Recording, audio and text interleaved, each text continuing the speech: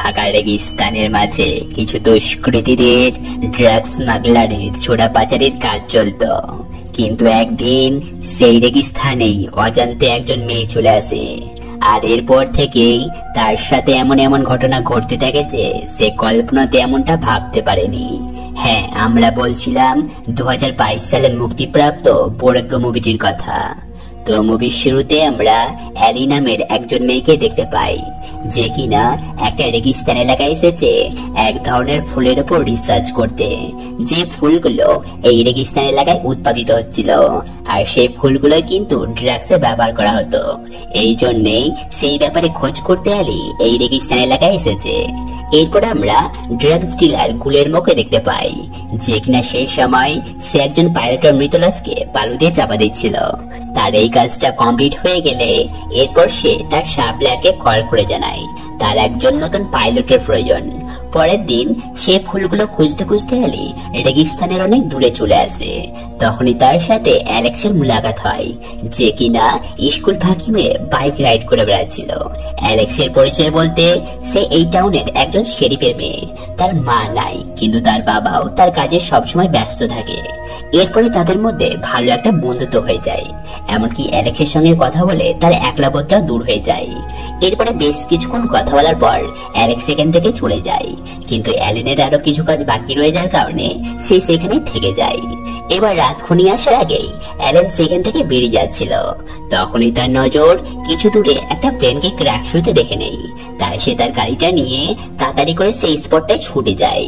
এবার সেখানে পৌঁছালে অ্যালেন দেখতে পায় পাইলটটা কিছুটা জখম হলেও সে জীবিত রয়েছে।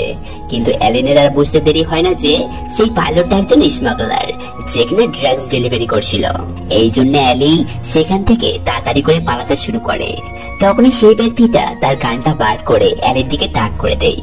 তবু অ্যালি তার গাড়িটা নিয়ে তাড়াতাড়ি করে সেখান থেকে বেরিয়ে যাচ্ছিল, কিন্তু তার ভাগ্য তার সাথে না দেওয়ার কারণে তার গাড়িটা সেখানে আটকে যায়, যার ফলে ব্যক্তিটার হাতে অ্যালি ধরা পড়ে যায়। এবার ব্যক্তিটা যেমনি অ্যালিকে গুলি করতে যাবে, তখন অ্যালি বলে, তুমি কি জানো আমরা এখন কোথায় রয়েছি? তুমি যদি আমাকে মেরে ফেলো তো তুমি এখানে রাস্তা খুঁজতে খুঁজতে মারা যাবে, কিন্তু তুমি যদি আমাকে ছেড়ে দাও তো তুমি কোথায় যাবে আমাকে বলো, আমি সেখানে নিয়ে যাব, কারণ এখানকার সব ম্যাপই আমি চিনি। অ্যালির কথাটা একদম সঠিক হওয়ার কারণে সেই ব্যক্তিটা তার মত চেঞ্জ করে নেই, মানে অ্যালিকে সে ছেড়ে দেয় আর বলে আমি সল্টানসি যেতে চাই। তো এই ব্যক্তিটার নাম হলো টমাস। এবার টমাস অ্যালিকে হোস্টেজ বানিয়ে তাকে দিয়ে বেঁচে যাওয়া সব ড্রাগস গুলো তার গাড়িতে ওঠা করায়, এবং এরপরে তারা সেখান থেকে বেরিয়ে যায়। ওইদিকে আমরা দেখি যে গুলেরমো টমাসের অপেক্ষা করতে করতে অনেকক্ষণ সময় কাটিয়ে ফেলেছিল। তাই এবার সাপ্লায়ারকে কল করলে সে জানতে পারে প্লেনটা তো ঠিক সময় বেরিয়ে গেছিল। তখন সে আন্দাজ লাগাতে পেরে যায় যে প্লেনটা হয়তো রেগিস্তানের দিশা ভুল করে দিয়েছে, এই জন্যে তাকে এবার প্লেনটা খুঁজতে হবে। এইদিকে অ্যালি টমাসকে জিজ্ঞাসা করে যে সল্টানসি পৌঁছালে সেটাকে কি করবে, কিন্তু টমাস তার কোনো উত্তরই দেয় না। তো অ্যালি আবারও বলে গাড়িটায় দুটো ব্যাগ রয়েছে, যে দুটো ব্যাগে তোমার সব ড্রাগস চলে আসবে, সেগুলো নিয়ে তুমি তোমার রাস্তায় চলে যাবে আর আমি আমার রাস্তায় চলে যাব, কেউ জানতেই পারবে না। এরপরেও টমাস তার কোনো উত্তরে দিচ্ছিল না, তাই অ্যালি তারপর ভীষণ ছুটে যায়। আর এসবের মাঝেই তখনই তাদের গাড়িটা অ্যাক্সিডেন্ট হয়ে যায়। এবার অনেক রকম চেষ্টা করার পরেও তাদের গাড়িটা সেখান থেকে বার হতেই চাইছিল না, তাই কোনো রাস্তা না থাকার কারণে এখন কাজে আসবে অ্যালির সেই দুটো ব্যাগ, কারণ এবার তারা হেঁটেই ড্রাগস গুলো ব্যাগে করে নিয়ে যাবে। তাই টমাস তার ড্রাগস গুলো ব্যাগে ভরতে শুরু করে। তো ততক্ষণে অ্যালি গাড়িতে পড়ে থাকা একটা চাকু তার কাছে লুকিয়ে নেই। এরপর অ্যালি গাড়ি থেকে বেরিয়ে এসে বলে হেঁটে যাওয়ার প্ল্যানটা তার মোটেও ঠিক না, কারণ এখান থেকে সল্টানসি প্রায় 80 কিলোমিটার, যেখানে হেঁটে হেঁটে পৌঁছাতে তাদের কিছুদিন সময় লেগে যাবে। আর তার উপরে আবার তাদের কাছে কোনো খাবারই নাই, সিবাই 2 বোতল জল ছাড়া। টমাসের পা ইনজয়ার্ড হয়ে যাওয়ার পরেও তবু সে কোনো মতে সল্টানসি পৌঁছাতে যায়, কারণ সে জানতো এই ড্রাগস গুলো পৌঁছাতে কতটা প্রয়োজন। তো অ্যালি না চাইতেও হোস্টেজ হয়ে যাওয়ার কারণে টমাসের কথা তাকে মানতে হয়, এবং তারা একটা একটা করে ড্রাগস গুলো ব্যাগে করে নিয়ে হাঁটতে শুরু করে। এবার সকাল হতে না হতেই তারা অনেক দূর চলে আসে, কিন্তু এখনো তাদের অনেক দূর যেতে হবে। এইদিকে গুলেরমো প্লেনটার সন্ধানে বেরিয়ে পড়ে। তো অপর সাইডে আমরা দেখতে পাই অ্যালেক্সের বাবা অর্থাৎ শেরিফ উমেশকে, যেখানে তার কাছে একটা খবর আছে একটা মৃত লাশের। আর এটা সেই মৃত লাশটাই যে লাশটা গুলেরমো বালু চাপাতি দাফন দিয়েছিল। এইদিকে অ্যালির কথায় তারা দুইজন একটা জায়গায় বসে রেস্ট করছিল। তখন সেই সময় অ্যালি একটা মোকা পেয়ে সেখান থেকে পালিয়ে যায় আর টমাসও তার পিছনে পড়ে যায়।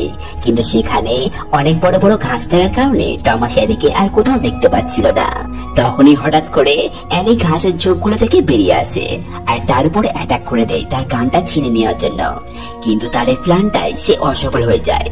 তো দ্বিতীয়বার এমন কিছু না করার জন্য টমাস তার হাতটায় বেঁধে দেয় আর তারা আবার সামনের দিকে এগোতে শুরু করে। এইদিকে শেরিফ উমেশ যখন তার ডিউটিতে ছিল তখন তার সাথে তার মেয়ের অ্যালেক্সের দেখা হয়ে যায়, যে কিনা বিনা হেলমেটে বাইকে করে স্কুল যাচ্ছিল। সেটাকে বোঝাচ্ছিল তখনই তার কাছে অ্যালি নিখোঁজ হয়ে যাওয়ার রিপোর্ট আসে। এটা শুনে অ্যালেক্স তার বাবাকে বলে সে তো কালকেই তার সাথে ছিল। তাই তার ফ্রেন্ডের চিন্তায় অ্যালেক্স তার বাবার সঙ্গে অ্যালিকে খুঁজতে বেরিয়ে পড়ে। এবার তারা বাবা ও মেয়ে অ্যালি যে হোটেলে থাকতো সেখানে তারা চলে আসে এবং সেখান থেকে তারা জানতে পারে অ্যালি কাল রাত থেকে নাকি হোটেলে ফিরে আসেনি। অর্থাৎ অ্যালিকে এবার খুঁজতে ফাঁকা সুনসান রেগিস্তানে যেতে হবে, যে কাজটা শেরিফ একাই করতে চায়, কারণ তার মেয়েকে সে মোটেও ঝুঁকিতে ফেলতে চায় না। ওইদিকে গুলেরমো পৌঁছে যায় সেই প্লেনের ক্র্যাশ হয়ে যায় স্পটটাই, যেখানে সে তেমন কিছুই পায় না শিবাই অ্যালির গাড়ির টায়ারের ছাপ ছাড়া। এবং সেই টায়ারের ছাপ ফলো করতে করতেই সে পৌঁছে যায় অ্যালির গাড়িটার কাছে।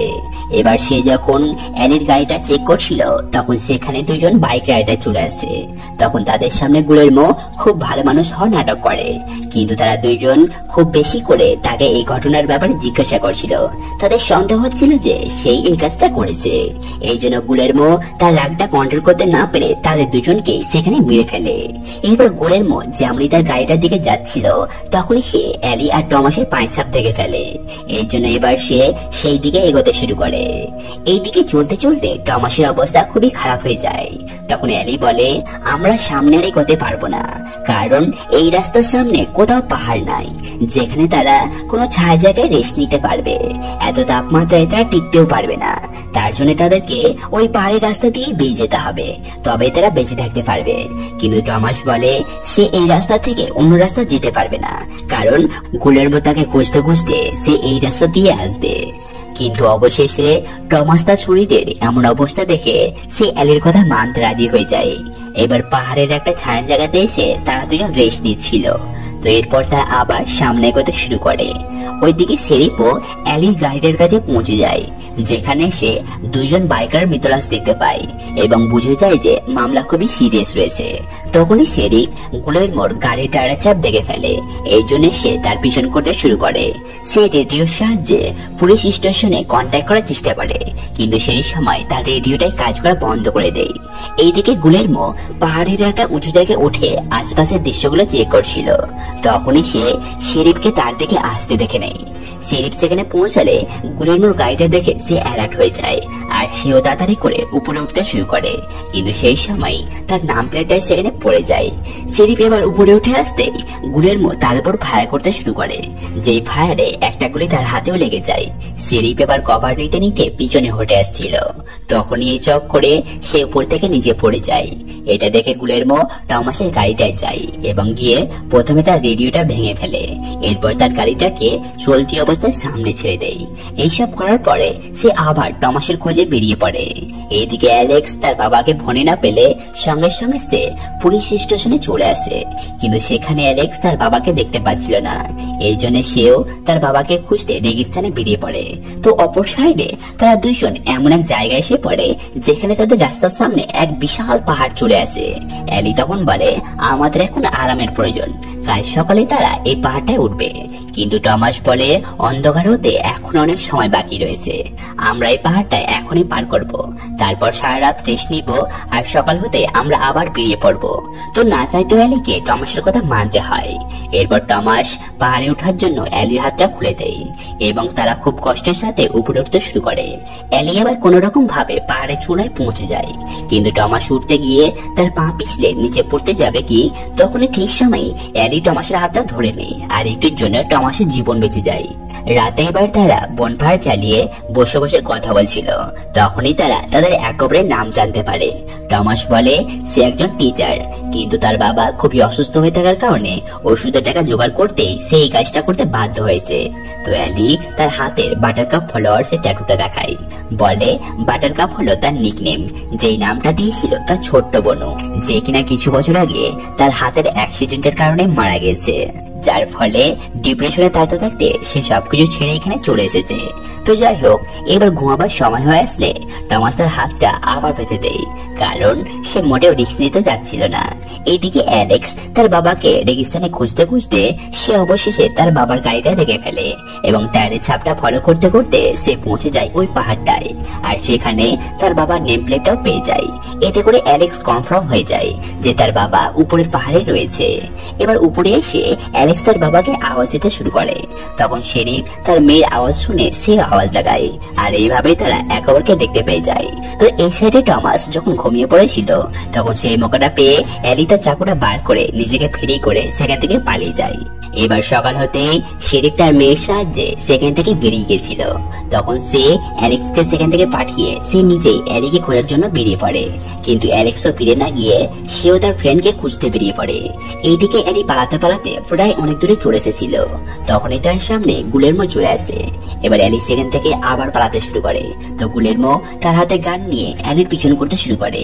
অ্যালি পালাতে পালাতে হঠাৎ করে টমাসের সঙ্গে ধাক্কা খেয়ে যায়, কিন্তু টমাস তাকে কিছুই বলে না, বরং সে অ্যালিকে সেখান থেকে পালিয়ে যেতে বলে আর নিজেই ড্রাগস ভরা ব্যাগ নিয়ে গুলেরমোর সামনে চলে আসে।